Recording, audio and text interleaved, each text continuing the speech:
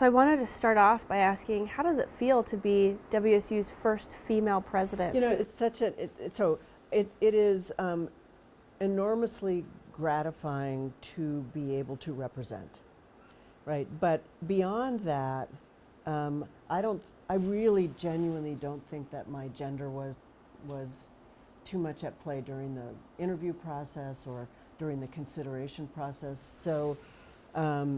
So I'm grateful that girls and young women can see that model, but I'm also I guess I just don't really think of it through, you know, I somehow that's an amazing thing. I don't think there was any intentionality on Washington State University's part over the many years to have women or not have women in this seat. And I guarantee you there will be more. Does it hold any significance given kind of our national climate right now? I feel like we're seeing some issues with women in leadership positions and some national moves that maybe are a step back for women. So let's look at it just through the lens of higher ed. We're seeing more women in leadership roles in higher ed, and it's my opinion that it's a very complex, complicated world and a complicated job. And we're naturally multitaskers. We come to, neurologically, we come to into the world with a little more neurological, statistically, capacity for multitasking, and man, that is really important right now in higher ed. I don't know in higher ed that we're going to see the same kind of impact that the national conversation is having elsewhere with regard to gender and and the utility of women or men in higher ed. I honestly think the DEI conversation notwithstanding has risen above that. Speaking of kind of the national conversation and trends and some uncertainty about education, I know you don't come in until the spring, and there's a lot of uncertainty, but is there a plan to tackle that, or how do you face that? Yeah, I think, well, we have three things we've got to do right now. So we've got to communicate, because that change environment may be unfamiliar to a lot of people, and it is going to be enduring, in my opinion, for some number of years. So we have to become very comfortable with the change environment, and that means that we have to communicate a lot from the leadership perspective, but also really invite communication. I like to say some of my faculty at my current institution are involved in networks of information that I'm not, or that my institution is not. So we're using everybody and their multiple networks. This is the world we live in. Some call it bubbles, but I just say there's so much information flowing everywhere. We all have our own network, and sort of bringing that together to understand what's actually going on. The other is doing what I call scenario planning. So we don't necessarily know what tomorrow's going to bring. We really don't. We certainly don't know what next year will be like. We have no sense of surety. What we can do, though, people are very good at sitting down and planning.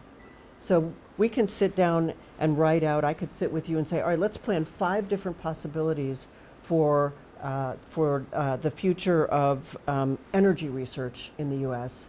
within a year. And we've probably read enough in the news to put different options on the table and say, well, what about this? What about that? Once you open the aperture to your community with permission to, I call it future casting, it's much easier to do that more often. And then when you get to a decision point, when you get to something that actually needs to be done, the chances that you've kind of considered it already are much, much higher if your whole community is involved in future casting. We need to do a lot more of that to just be ready for whatever's coming our way.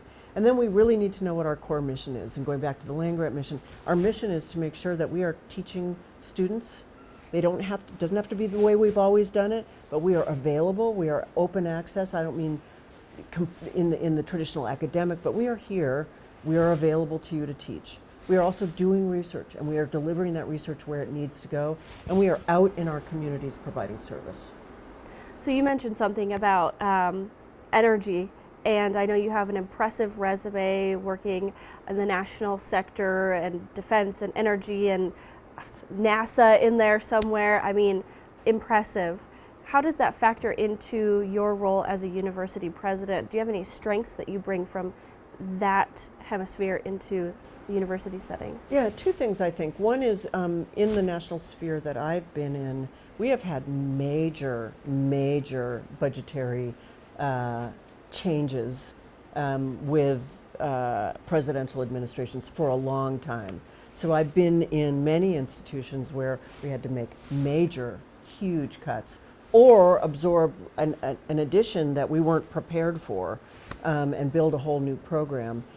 So there's that. The other thing that the non-academic world does, I think, better than academia generally, is really deal with, I'll call them care and feeding of the workforce. And I don't mean that in a derogatory way at all. I mean, how do you know, if you're not a faculty member, how do you know what your job ladders are? How do you know what your possibilities are for a career? To date, we have been somewhat ad hoc about that. When you work in a multi-billion-dollar national lab, it's much more formalized in terms of how when you come in, what career can you have, how does that work? And I think that just causes a certain type of process-based thinking that's very useful in that future casting world these days. Well, this could look like that or like that or like that. We have to be able to consider lots of options and make, to the best of our ability, sure that we are making choices that serve our students and serve our communities. Less reactionary. Yes, thank you. That is exactly right. I think yesterday you said that this job is a dream come true. It is. Why is that? I'm a huge aficionado of the land grant mission because I believe it was incredibly prescient, created at the beginning of the Industrial Revolution, and we're at the Information Revolution now, created just after the Civil War to pull the nation together. That need for educated people who can work together across all kinds of disagreement areas, massively important right now. WSU has been executing on that mission beautifully since 1890. It's also just, where WSU has excelled in agriculture, where it has excelled in engineering, where it has excelled in sustainability and energy and climate. These are hallmark areas of need for the nation and the world. And then the people here are amazingly capable of engaging in important conversations with an eye on the prize, which is how do we maintain our capabilities? How do we maintain our ability to serve our students? There are many, many things to be worried about. I am not making light of the genuine challenges that we have right now. But this community seems like its level of commitment is there and enduring. And then it's incredibly beautiful. It is incredibly beautiful. Winter, spring, summer, and fall. This is such an amazing, the Palouse is an amazing location on the globe. And I've been a lot of places. This is one of the most iconic and unique areas. So the opportunity to live and work here is really, really compelling.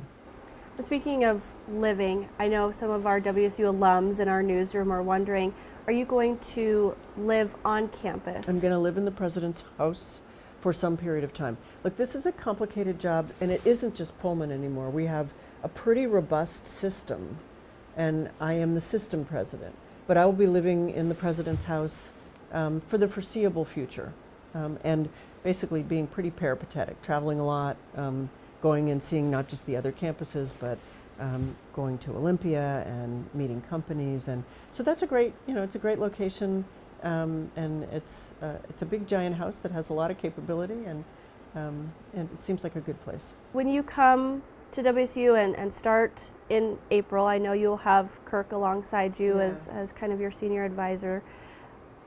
Do you have any plan for what your first Oh my first gosh. thing is going to be. No, but I'll tell you, let me give you a few things. And everyone asks about what's your first 100 days. I have some notion of that, but with a historic institution, you do have to take the time to learn and listen. So I am very keen on doing system-wide listening sessions. I like to set those up around a common set of questions instead of throwing it open to general Q&A, which I also am happy to do, but I will be listening to students, student athletes, undergraduate students, graduate students, postdocs, staff, faculty, and then our communities as well, members of our community who are not faculty, students, and staff. I'll aggregate that information, so it's a scheduling nightmare for the first 6 months or so. On the other hand, what it gives you is a bunch of information that you can run an AI on it, or you can analyze, you can analytically say, this thing, I have heard this from every single affinity group and every single location. And what you can do then is feed back to our communities and our big KREM community who we are right now, what are we saying about ourselves, and then invite further work on, are these real problem areas? Well, I've heard that everywhere. But I heard this over here, so maybe in this location or with this group of people, we need to take that on. And it gives you a really robust platform for what you just asked about is like, what do you want to do at the outset? Well, I want to listen to us and actually feed back to us, this is what I heard, and therefore we're going to move in these directions.